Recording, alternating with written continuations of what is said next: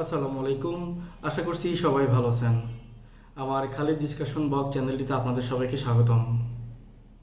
আমি সবসময় আমার হেয়ার ট্রান্সপ্লান্টেশন জার্নিটা আপনাদের সঙ্গে শেয়ার করি।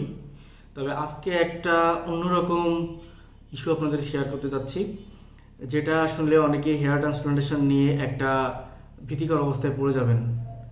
আসলে ভীতিকর অবস্থায় পড়ার কিছু নাই। আপনি যদি সঠিক জায়গা থেকে হেয়ার ট্রান্সপ্লান্টেশন করেন, তাহলে আপনার ক্ষেত্রে এই টাইপের প্রবলেম নাও হতে পারে। জন্ম মৃত্যু সবই আল্লাহর হাতে, আমাদের কার কখন কী হবে আমরা কিছুই জানি না। তবে যদি কোনো ভুল মানুষের কাছে যেয়ে থাকি আমরা, আর সেই ভুল মানুষের কাছে যে সে যদি ভুল চিকিৎসা আমাদের করে থাকে, তার কারণে যদি আমাদের মৃত্যু হয়, তাহলে হচ্ছে আমাদেরই দোষ। এখন আমরা অনেকেই বলতে পারি মৃত্যু হয়তো এভাবেই লেখা ছিল, কিন্তু আমি তো ভুল পথেই গিয়েছি। যাই হোক, আসল কথায় আসি।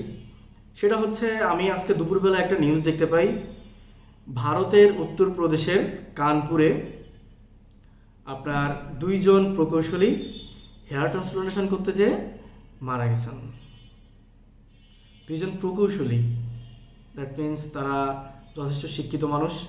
ওনারা গিয়েছিল হেয়ার ট্রান্সপ্লান্টেশন করতে নিজের সৌন্দর্যটাকে একটু বৃদ্ধি করতে, কিন্তু এই সৌন্দর্য বৃদ্ধিটাই যে তাদের মৃত্যুর কারণ হয়ে গেল, অথবা আমার আপনার আমাদের সবারই হতে পারে। এটা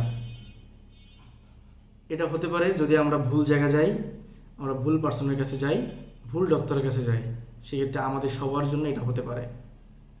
আমি নিজেও যেখান থেকে হেয়ার ট্রান্সপ্লান্টেশন করেছি ওখানেও হতে পারে, কারণ ওনারা জাস্ট দুইটা টেস্ট করেন, একটা হচ্ছে ব্লাড আর একটা হচ্ছে আপনার ডায়াবেটিস কতটুকু আছে, এর বেশি কিছুই করে না। বাট হেয়ার ট্রান্সপ্লান্টেশন করার আগে অনেকগুলো টেস্ট আছে। আপনার হেয়ার এটা নিতে পারবে কিনা, আপনার স্ক্যাল্পের কী কন্ডিশনস, আপনার বডিতে কোনো অ্যালার্জিক, ম্যাসিভ অ্যালার্জিক কোনো ইস্যু আছে কিনা, যে মেডিসিনসগুলো আপনাকে ট্রান্সপ্লান্টেশনের সময় দিবে সেটা আপনার বডিতে শ্যুট করবে কিনা, এগুলো সব টেস্ট করে দেন হেয়ার ট্রান্সপ্লান্টেশন করা উচিত, যেটা বাংলাদেশের অনেক জায়গায় করে, অনেক জায়গায় করে না। যাই হোক, কথায় আসি। ভারতের উত্তরপ্রদেশের দুইজন ভদ্রলোক হেয়ার ট্রান্সপ্লান্টেশন করার জন্য 13ই মার্চ গিয়েছিল 2025 সালের। যাওয়ার পর ওনারা হেয়ার ট্রান্সপ্লান্টেশন করে। দুইজন ভদ্রলোকের নাম হচ্ছে আপনার, একজনের নাম বিনীত কুমার দুবে আর একজনের নাম হচ্ছে প্রমোদ কুটিয়ার। ওনারা 13ই মার্চ হেয়ার ট্রান্সপ্লান্টেশন করার পর ওনারা বাসায় ফিরে যায়। বাসায় ফিরে যাওয়ার পর হচ্ছে রাত্রে তাদের ফেসটা অনেক বেশি অ্যাবনর্মাল হয়ে যায়, ফেসটা ফুলে যায়।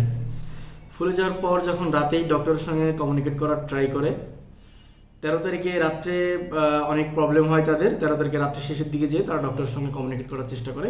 কমিউনিকেট করতে যেয়ে ডক্টর হচ্ছে তেমন কোনো রেসপন্স করে না। একটা পর্যায়ে যখন সেভারাল টাইমস কমিউনিকেশন করার পর যখন তাদের সাথে কথা বলে, তখন জানতে পারে যে ওই ডক্টর কোনো টাইপের কোনো টেস্ট না করেই ওই ভদ্রলোকদের হেয়ার ট্রান্সপ্লান্টেশন করেছিল, যার পরিপ্রেক্ষিতে হেয়ার ট্রান্সপ্লান্টেশন করার সময় যে মেডিসিনসগুলো আমাদের দেয় এগুলো তাদের বডিতে শ্যুট করে নাই। তাদের ফেসে রিয়াকশন হয়েছে, বডিতে রিয়াকশন হয়েছে, ব্লাডের সঙ্গে রিয়াকশন হয়েছে, হয়ে আলটিমেটলি তারা অনেক বেশি অসুস্থ হয়ে পড়ে। অসুস্থ হওয়ার পর 14 তারিখে রাত্রে তাদেরকে একটা হসপিটালে ভর্তি করার পর 15 তারিখে তারা দুইজনই মারা যায়। কি নির্মম দেখেন।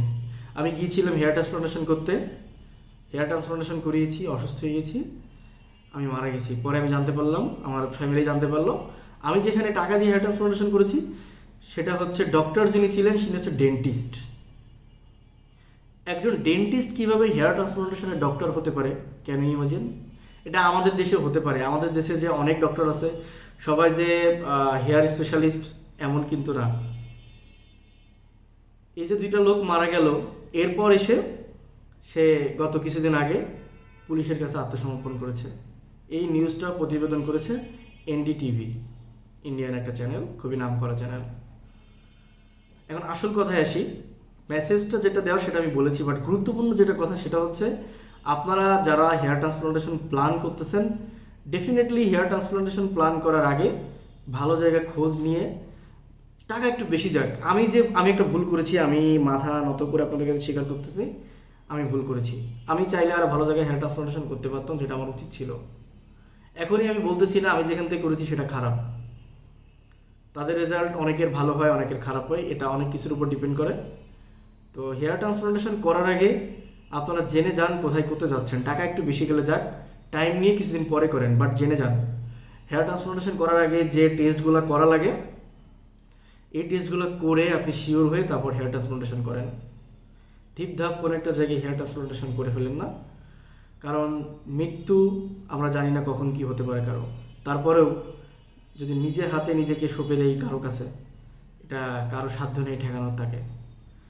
তো আসল কথা হচ্ছে আপনারা হেয়ার ট্রান্সপ্লান্টেশন করার আগে ভালো করে খোঁজ নেন, বাংলাদেশের টপ 2-3টা জায়গা আছে সেখানে একটু কথা বলেন, নেগোসিয়েশন করেন, তারপর হেয়ার ট্রান্সপ্লান্টেশন করেন। আমি অবাক হয়েছিলাম যখন দেখলাম যে একজন ডেন্টিস্ট ভদ্রলোকদের হেয়ার ট্রান্সপ্লান্টেশন করছে, বাট দুইটা ভদ্রলোকই ইঞ্জিনিয়ার। দুইটা লোক যথেষ্ট শিক্ষিত, তারপরেও তারা এই ভুলটা করে ফেলেছে। আমি নিজেও একটা ভুল করেছি, আমি চাইলে একটু ভালো জায়গাতে করতে পারতাম। ভালো থাকবেন সবাই, এটাই আপনাদের জন্য একটা মেসেজ ছিল গুরুত্বপূর্ণ। আর আমার চ্যানেলটিকে যদি ভালো লেগে থাকে তাহলে সাবস্ক্রিপশন করে রাখবেন। আল্লাহ হাফেজ, আসসালামু আলাইকুম।